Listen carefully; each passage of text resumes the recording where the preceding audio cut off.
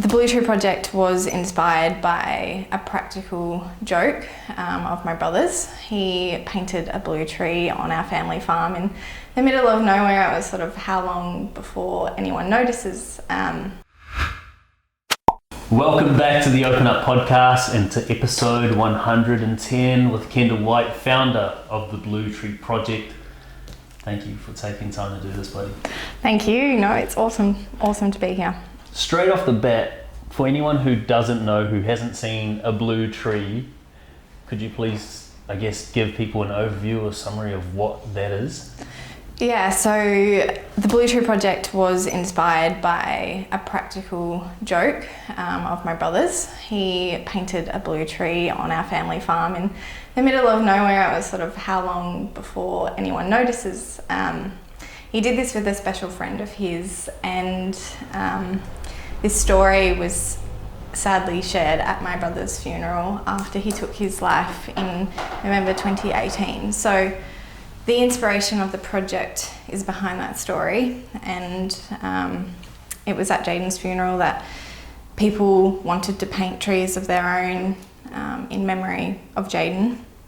And then, photos were shared, and on Facebook sort of went viral, and before we knew it, we had random people across Australia painting their own trees in memory of their own struggles or a loved one. And it sort of really organically grew and became Blue Tree Project. So it's all happened very quickly, and there's now, I think, 430 trees that we know of that are painted across Australia, but also overseas in New Zealand and US, UK. So the message is really spreading, which is quite special.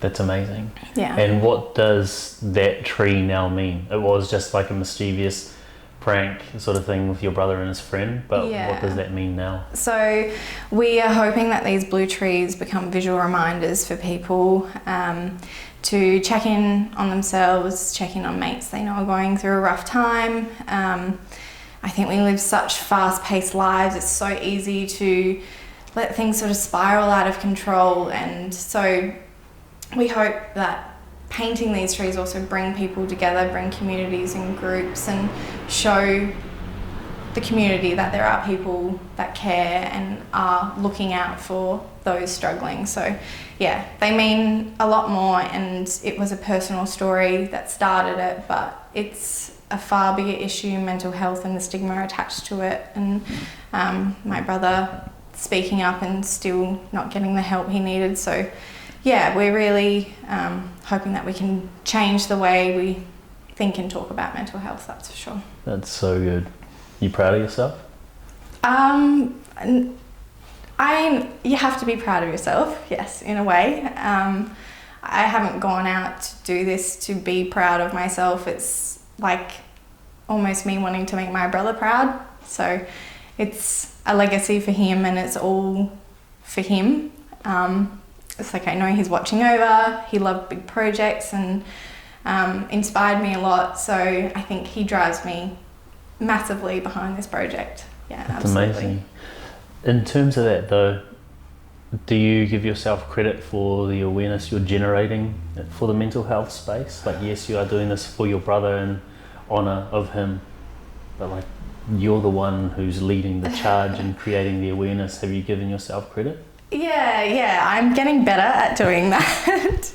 I think it's such a serious issue and it affects so many people, and I don't want to feel like I'm changing the world one blue tree at a time, but the fact is if these trees are having an effect on communities and individuals and stopping other families from having to go through what we have to, then I'll definitely take credit for that, because our blue tree community, those that make it what it is, it's all just so no one else has to go through what we are suffering at the moment. That's awesome.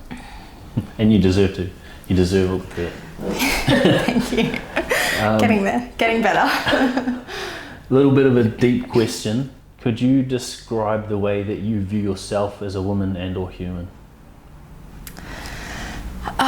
Well, the last year has been a very trying year where I've learnt a lot about myself, trying to get better at confronting my weaknesses and accepting that and being okay with that, working on confidence, and I mean, we all have things that we want to work towards. So I do see myself as a very strong, stubborn woman. Yeah, lots of perseverance. Yeah, I really like dedicating my time to this cause. I couldn't be more proud with, yeah, charging forward with Blue Tree Project and helping raise more awareness. So, yeah, tricky one. Let's dive straight into the story. Losing your brother, just wherever you're happy walking us from, just go through it, and I'll just ask you what I want to know as we go. Yeah, absolutely. So our family didn't really know of any struggles that Jaden was going through. We found out that he was struggling after he presented himself to hospital. He was living in Sydney at the time. And Mum and Dad received a voicemail on our phone on the farm saying that Jaden had presented himself to hospital, but he was okay, he was going to work, and yet basically just left a voicemail. Then it was the next day that we couldn't get hold of him, and we had just a feeling, and we went across to Sydney. We thought we'll go and check on him, bring him home if he needs, help him out, give him support that he needs. So my mum and I went over to Sydney and went to the address where we knew he was staying and couldn't find him. So the next best thing to do was go to the police station, file a missing person. Hopefully we'd be able to track him down soon. It's okay. It was a couple of hours later, after we'd checked into our hotel, that we heard that knock on our door. And it was the police telling us that they had found Jaden inside the property after they had done some more investigating, that he had actually presented himself to hospital later that evening and had been released and had gone home and taken his own life. So it was a very traumatic trip over to Sydney, going through what we did, having to identify your brother, and just, yeah, just an experience that you just can't really comprehend at the time. So there is an inquest into his death due to the amount of people and emergency services that he came into contact with. I had called 000 before we flew over to Sydney to ask if they could do a safety check, see if he was at the property, see if he was okay. So yeah, it's just a horrible, just overwhelming belief that Jaden had taken his life, got to that point. So that's still really, really hard to live with, that's for sure. Because I think you just want to be there for your loved ones, you do anything, drop anything. And I think when someone's in the headspace of crisis, they don't reach out for fear of judgment still. And so, yeah, we had to bring Jaden home, and we had hundreds and hundreds of people saying goodbye to him at his funeral. So the story was told by his good friend Chowder, who he painted the tree with. So she's a very special soul, and we still have lots to do with her. She's from Germany, and yeah, we went on holidays with her and her family just recently. So we all support each other. Everyone's looking after the nearest and dearest, and I guess trying to come to terms with it. Yeah, still, of course. Yeah, and that's a horrific thing to go through that I can't imagine, especially having to identify your brother. And it makes me feel yuck even just thinking about having to do that with my own. So I can't imagine like how traumatic that's been. Have you been comfortable, were you comfortable expressing how you were feeling going through that?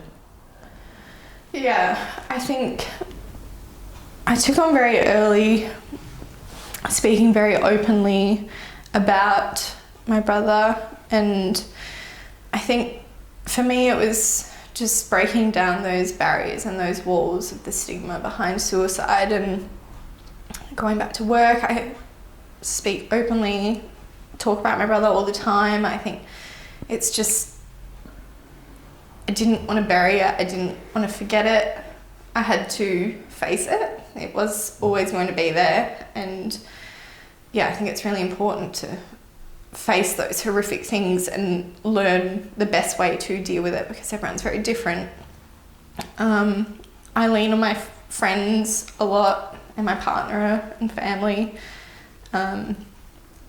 Yeah, I think I've been very lucky with the support network that I have had around me, which has helped immensely, and I have leaned on them and tried to not feel guilty about it, because yeah, going through such a horrific thing, it's important to do that.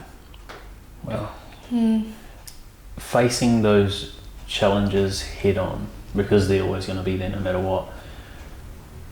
It's cool to say that, but that isn't going to be the perspective of most people, because they'd want to resist the pain. You know, I've interviewed quite a few people who have lost their siblings to suicide, and who still are dwelling in that trauma and that pain. Where has that come from for you, like facing that sort of stuff head on and not letting it fester? Yeah, so I think being in this space, mental health, and also after what Jaden's obviously gone through, it's always been at the front of my mind, don't let it fester. If something is really chewing away at you, or you are struggling, face it front on. So yeah, seeing a counsellor, doing headspace.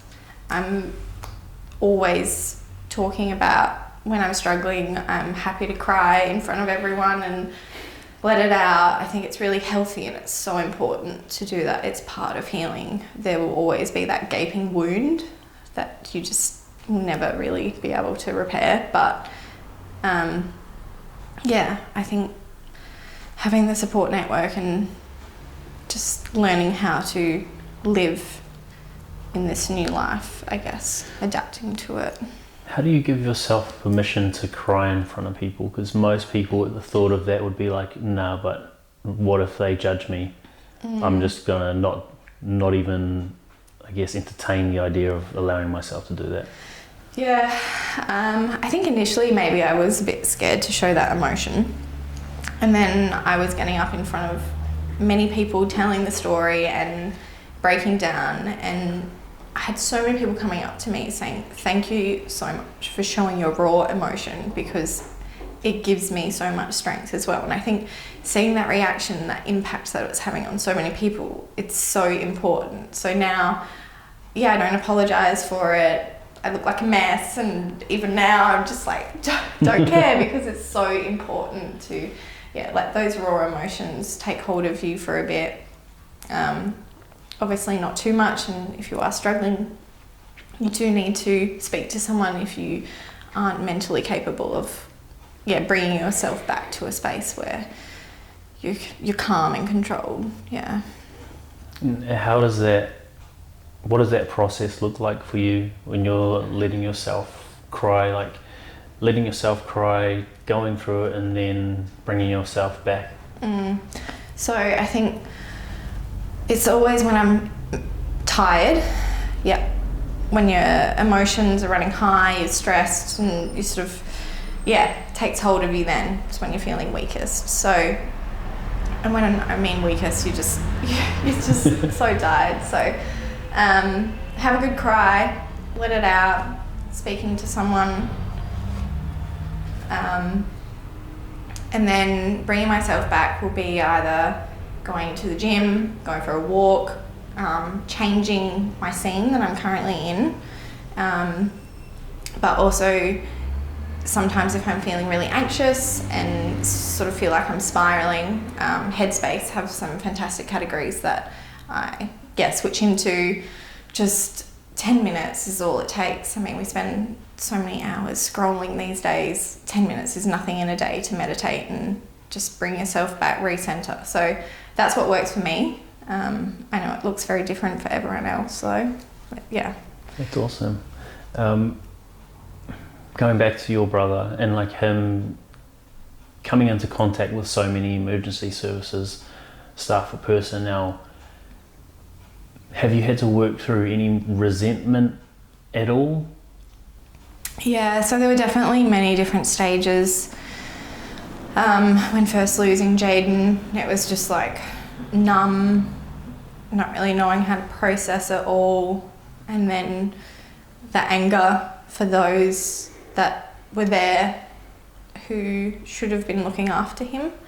I guess people in those times of crisis turn to those who they think will help them in that moment, and having an ambulance pick him up the first time, being admitted to hospital, being looked at by a nurse, being discharged, and then for him to come back again in the same day to present himself again, a 30-year-old male. It's just, it's so hard not to be angry.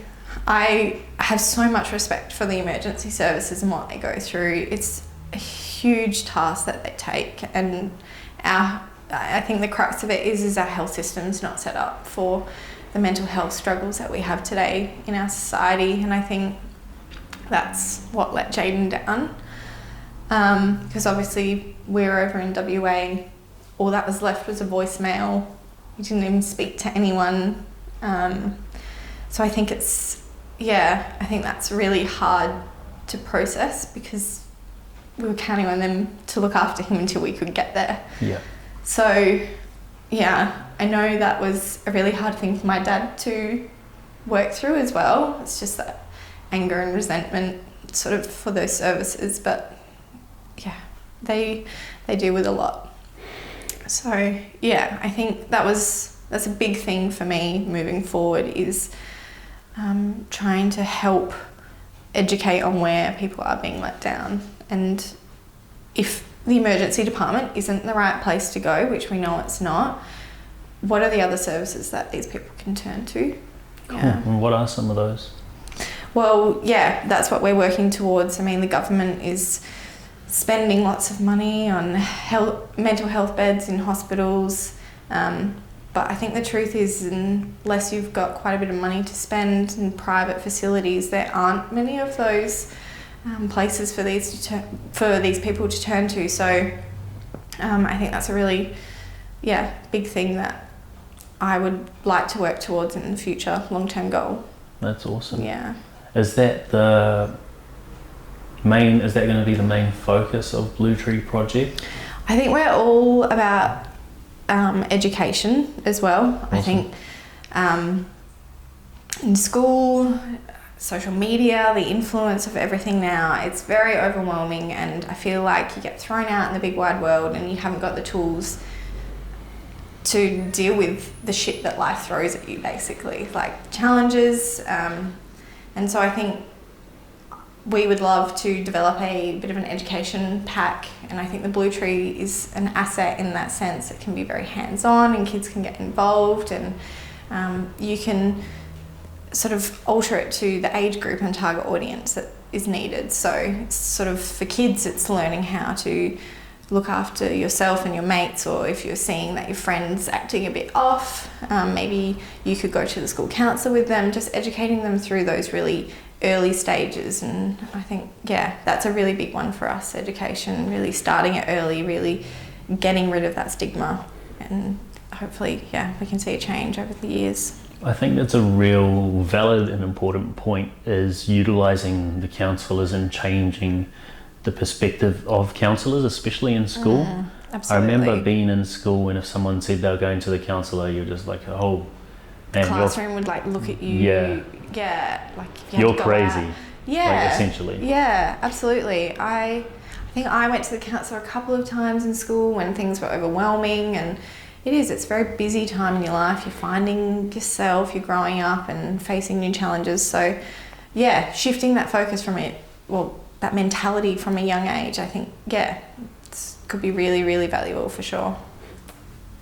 Knowing that your brother was in Sydney by himself and you guys were here, I'm not saying that you should take on or harbour any guilt, but has there been any guilt that you've taken on or that your parents have taken on as a result of that? I think, so Jaden has travelled a bit and lived in a few different cities, working he works for himself and in co-working spaces as well, and really loved it. And I think we always thought that he was doing what he wanted, he was happy, we would go over and visit him, and I think there is that guilt because of that distance. You don't see them as much and maybe catch up with them as much as you would like to, but we always thought if he was doing what he wanted and he was happy doing that, then we were happy with that. So yeah, it is a bit tricky though. That's awesome.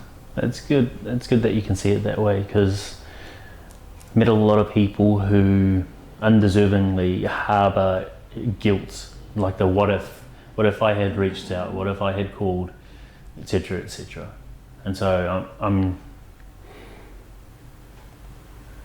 brings me a bit of peace thinking, knowing that you haven't done that as well, because you definitely don't deserve to, and especially the position you're in with Blue Tree Project, being able to generate the amount of awareness you have with the potential to educate as well. It's really important that you don't. So yeah, I'm grateful. Yeah, I think our family, we feel quite, certainly not grateful or lucky. It's just we have this special legacy for Jaden, and lots of families don't get that when they lose their loved one. So I think it's very special to us, and we hope that other families can find some comfort in remembering their loved ones coming together. We've had lots of families message through, sending photos of their big family catch-up barbecue that they've had, and they've painted a tree whilst being there, so remembering their loved one that they had lost. So I think receiving those stories as well, it brings us just that little bit of peace, I suppose, knowing that what we're doing is making a difference for some people. So you summarised at the start that it all sparked when Jaden's friend Charter shared the story of painting that tree, and then it sort of snowballed organically from there. Can you, I guess, dive a little bit deeper into how that started and how it sort of snowballed? Because I find it interesting myself. Yeah, so one of the first few trees that were painted was by my brother's best friend, Simon Comerford, and also my cousin, Jared. Simon is part of the Blue Tree Project team as well, and he went round on his family farm, found the biggest, baddest tree. It was like, I think he used 25 litres of paint, and it took him like 2 days in memory of Jaden. So he posted that online, and then it just went viral. I think it was like 50,000 likes, and just like shared like 100,000 times or something ridiculous. Like it just spiraled out of control, and it resonated with so many people. So I think that was really special. So we're all very close. It's my sister, Simon, Charter, and myself on the Blue Tree Project teams of dealing with everything. And we're all looking after each other and sort of sharing roles and doing it that way. But Charter's doing it from Germany, so she's in a totally different time zone, which is quite funny. But so Charter came out to our family farm to extend her visa. Jaden and her met travelling when he was living in Melbourne at the time, and came across to our farm and painted the tree one night, snuck out. And yeah, so she flew across from Germany to be at Jaden's funeral, and it was obviously a very special moment that they shared. And yeah, it's amazing what it means for so many people today now, the Blue Tree. That's awesome. In, I guess, doing this project and honouring your brother through this, through Blue Tree Project, creating awareness and then education later on, has there been any points throughout, I guess, its growth or throughout your journey with Blue Tree Project where you've had to go, hang on a minute, like I'm losing myself in living for my brother? Because that could be very easy to do. Yeah, I think it was quite early on where I sort of said to myself, I want to make sure that this doesn't become something I resent in any way. It's very full on, there's lots going on, and it's amazing how many people want to get involved and help raise awareness and have us involved in events. So it's been really overwhelming with the amount of people wanting to get on board, but like I have essentially taken this, I've taken it on full time now because I couldn't manage it whilst working in my previous job.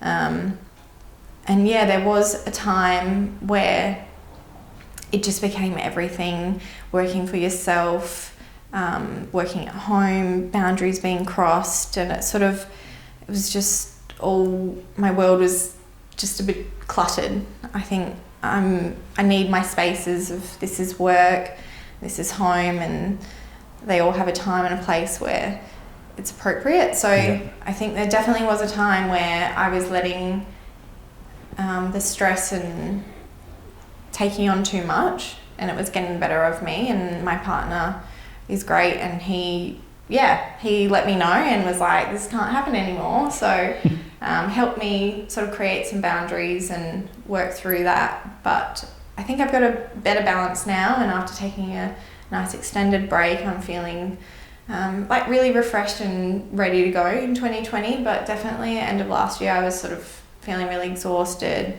and I don't ever want it to be a chore or feeling resentful for what I'm doing. Yep. Just being exhausted doing it, basically. That's a good lesson. How has that been a work in progress to get to the point where you can communicate with your partner like that, especially with something that's so close to your heart? Because it'd be very, very easy to become resentful towards your partner for saying stop doing something that you love. Yeah. So we've been together for, I think, nearly 7 years now. So we do know each other quite well, and have had ups and downs. And obviously he's been through this with me and sort of understands what the project means to me and my family, and so he's very aware of that. But he does it in a way that's like very supportive. So it's, yeah, I'm very lucky that Josh looks after me like that, keeps me in check, and does it in a supportive way, and that he just wants to make sure that I'm looking after myself and practicing what I'm preaching. So yeah.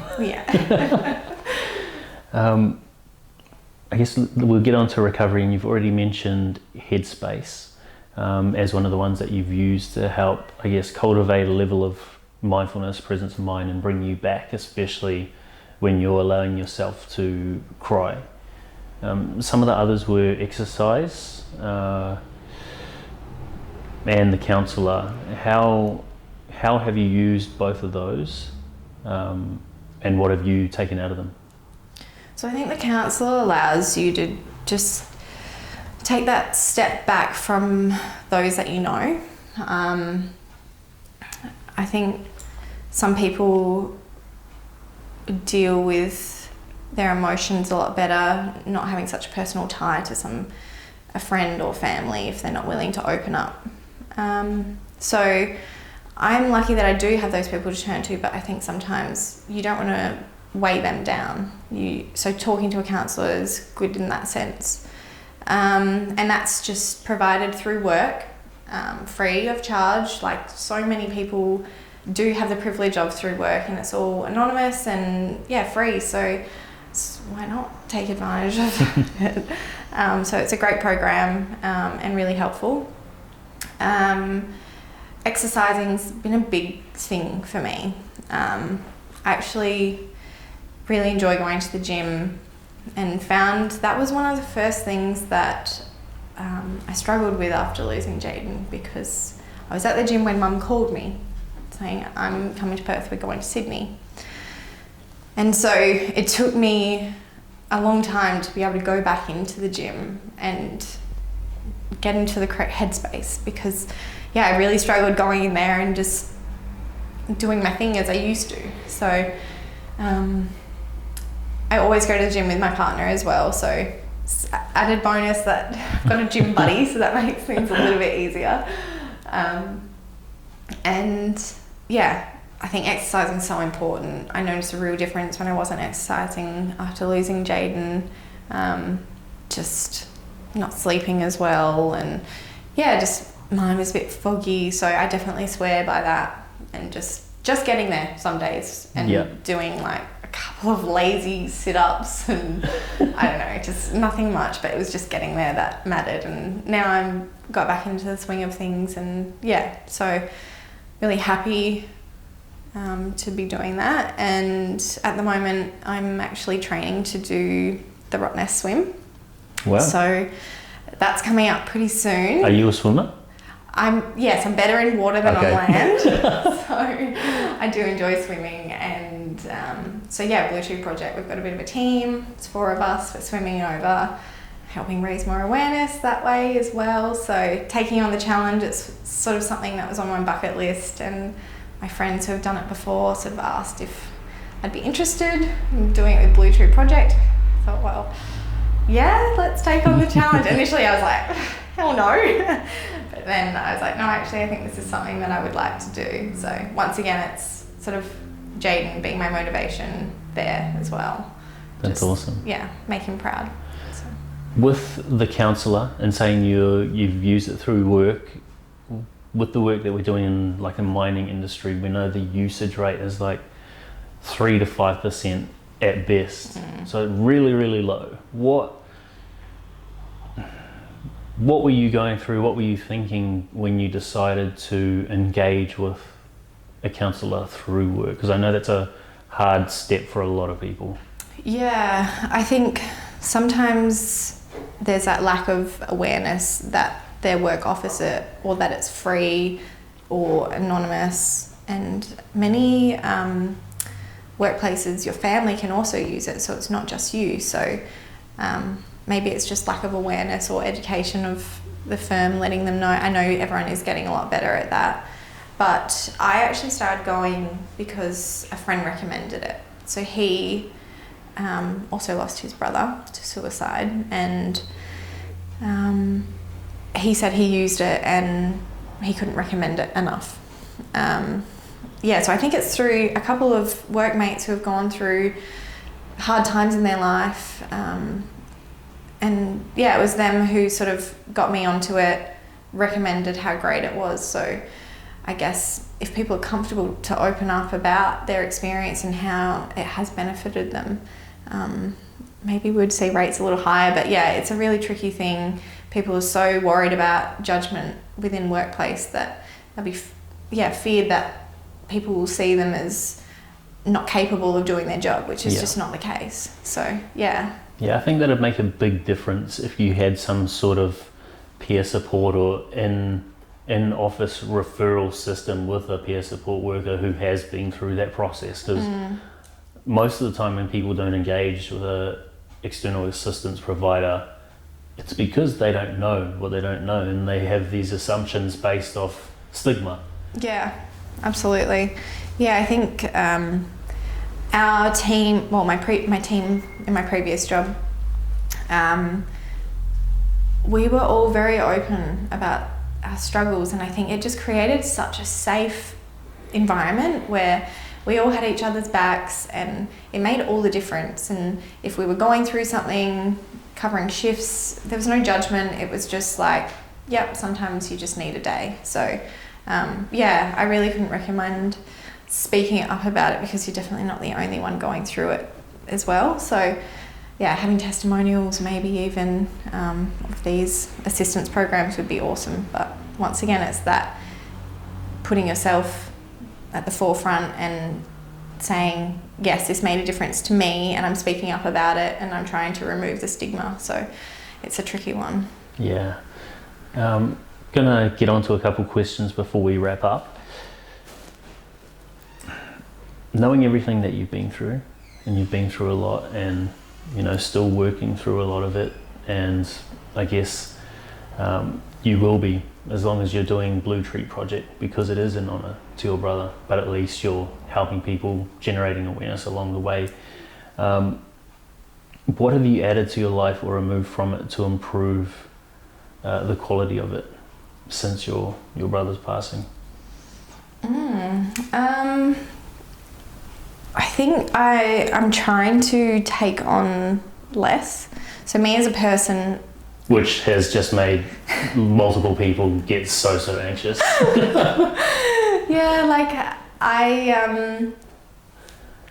as a person, I take on a lot. At the time Blue Tree Project was starting, I was working full-time at 7 West Media. I was started my MBA and kicking off the project. Wow. And of course that's just it's not practical. It doesn't work. It's not going to work. I was everywhere, but I was nowhere. Yep. So I was doing it all, but I wasn't doing anything properly. So I think you reassess priorities in your life for sure. So things do get removed. I ended my study after a year. I said, graduate certificate, yep, don't need my master's. I'm happy with where I am, and spending more time on the project. So I've got rid of study, I've got rid of my other job. So I'm working in that way. Something that I've picked up, I don't know, that's a tricky one. I don't know what else there is.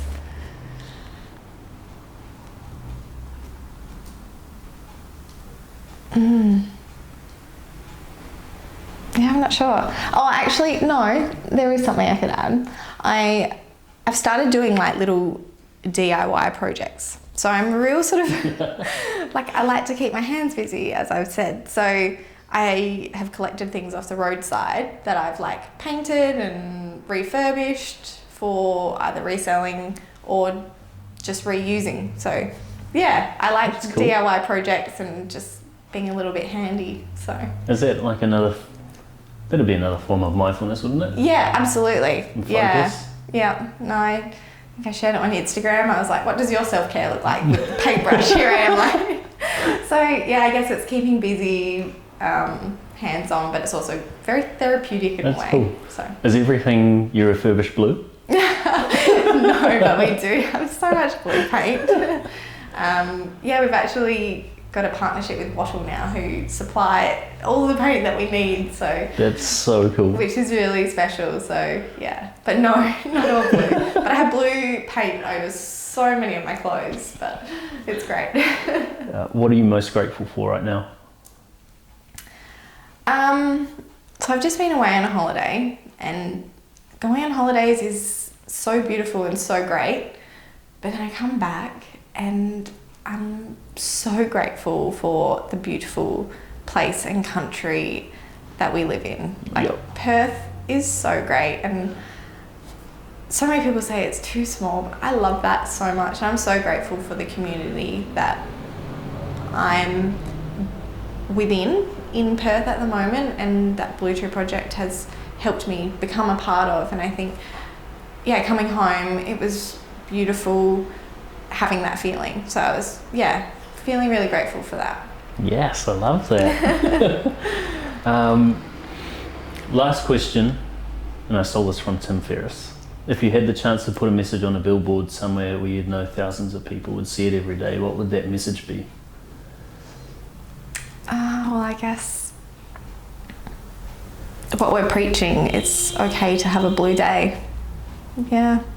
I didn't even know, is that your logo? We don't really have a tagline. Oh. I've sort of been using a few different things. Just, I mean, there's the ones that we've heard of, so many, like, it's okay to not be okay, and are you okay? I think it's just whatever people can remember. It's all about working together in this space. So for collaborating and making sure we're all, filling the holes where we can. I like that though, that's good. To wrap up, I want to acknowledge you first of all for being here, but most of all for having gone through what you've gone through. It's traumatic, especially like having to identify your brother. I can't imagine that. And going from that, turning that pain into power and purpose now with Blue Tree Project, generating awareness. Like, you have no idea how many lives you're saving just through your effort and your determination with this project. Thank you. Thank you so much. And I mean, it's given me the opportunity to meet you and seeing what you're doing. And I'm feeling very inspired, and I think, you're definitely making a change as well. Oh, thank you. Cheers, buddy. Thanks.